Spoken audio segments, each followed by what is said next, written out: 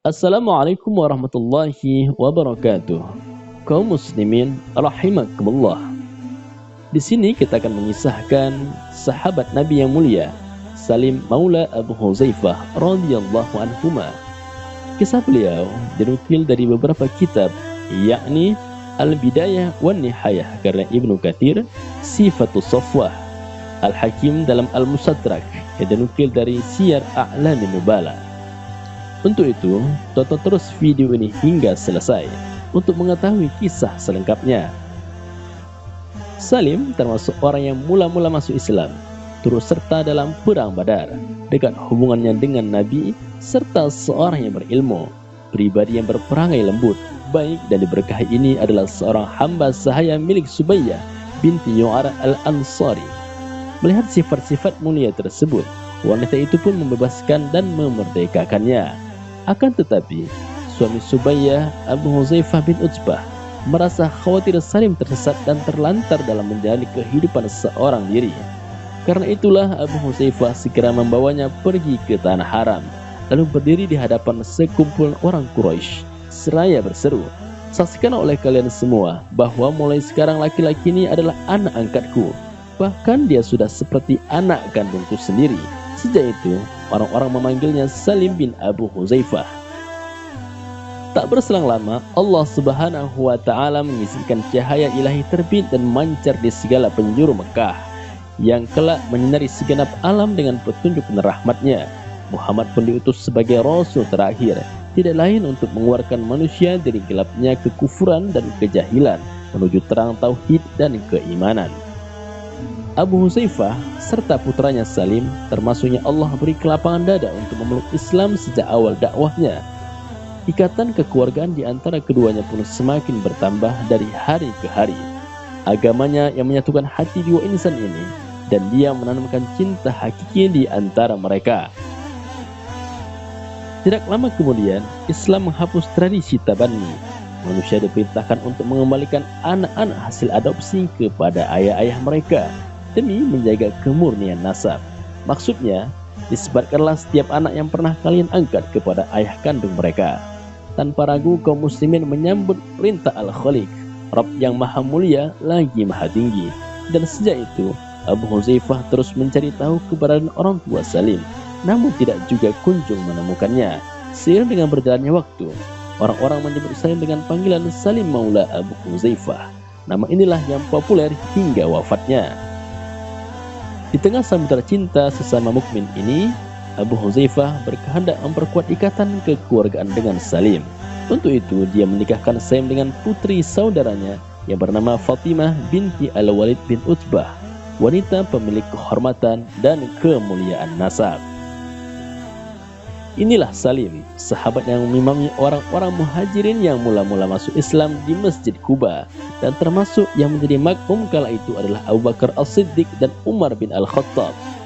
Abdullah bin Umar mengisahkan, setibanya kaum muhajirin di Usbah, nama daerah di Quba, sebelum kedatangan Rasulullah dan Abu Bakar, Salim Maula Abu Huzaifah lah yang menjadi imam sholat.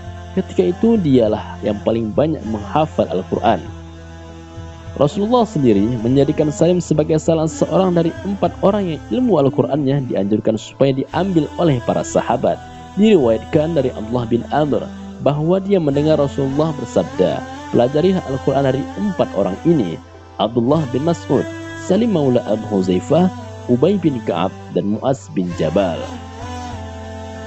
Nabi juga mempersaksikan keimanan Salim.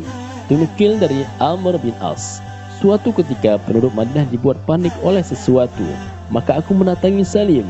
Aku melihat dia sedang bersimpu dan mengikat lutut dengan tali pedangnya.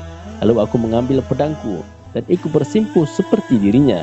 Melihat apa yang kami perbuat, Nabi bersabda, 'Wahai sekalian manusia, tidakkah ketakutan kalian dikembalikan kepada Allah dan Rasul-Nya?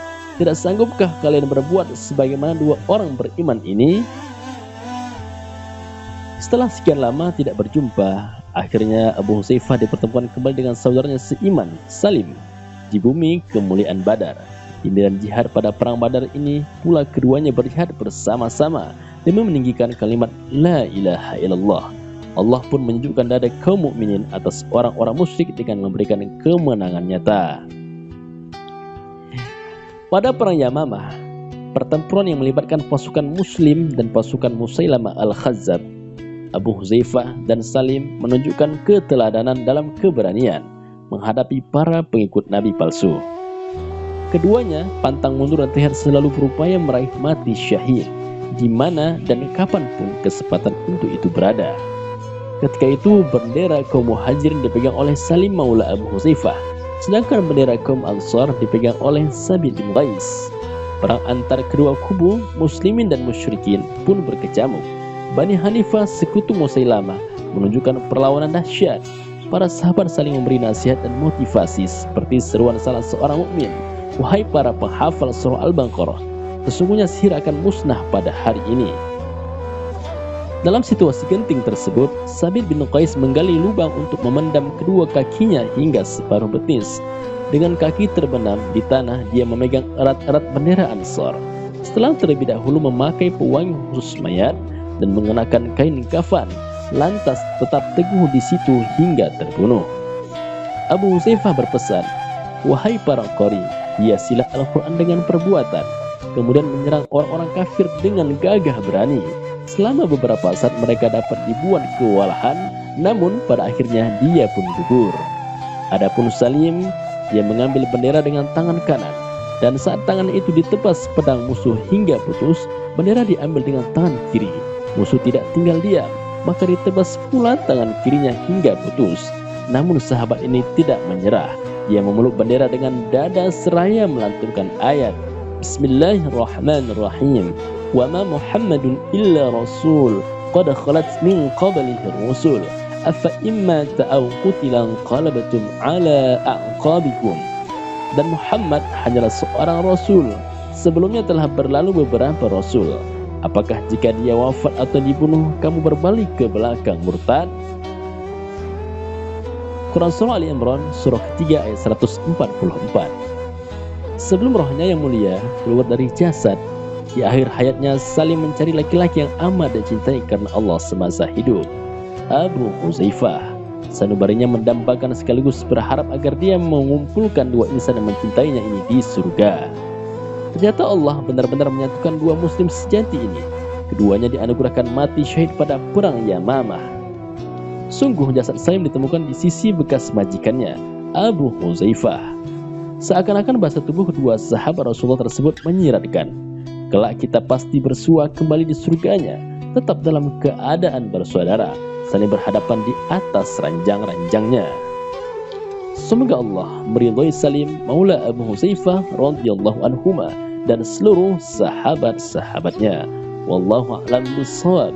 Wassalamualaikum warahmatullahi wabarakatuh.